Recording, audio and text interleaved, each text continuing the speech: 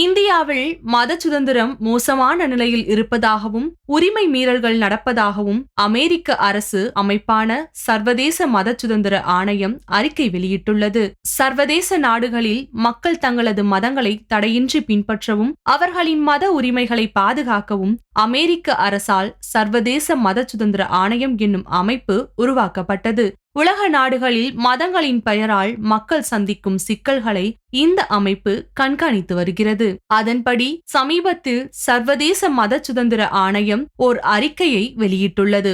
அதில் இந்தியாவில் மத சுதந்திரம் மோசமடைந்துள்ளதாகவும் மதத்தின் அடிப்படையில் உரிமை மீறல்கள் நடப்பதாகவும் குற்றம் சாட்டப்பட்டுள்ளது. மேலும் கவனிக்கப்பட வேண்டிய நாடுகளில் பட்டியலில் இந்தியாவை சேர்க்க அமைச்சகத்திற்கு பரிந்துரைக்க உள்ளதாகவும் இந்த அமைப்பு குறிப்பிட்டுள்ளது.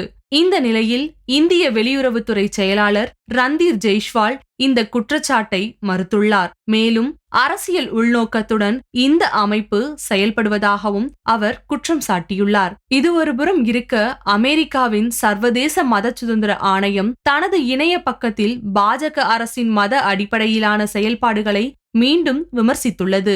அந்த பக்கத்தில் இந்தியாவில் மத சுதந்திரம் வீழ்ச்சியை சந்தித்து வருகிறது. சிறுபான்மையினருக்கு எதிராக தாக்குதல்கள் தொடர்கின்றன.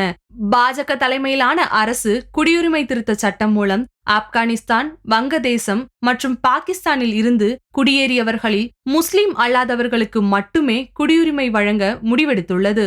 இதனால் தேசிய குடிமக்கள் பதிவேட்டின் மூலம் முஸ்லிம்களை நாடற்றவர்களாக மாற்றும் நிலைமை உருவாகும் என கடுமையாக அந்த அமைப்பு விமர்சித்துள்ளது.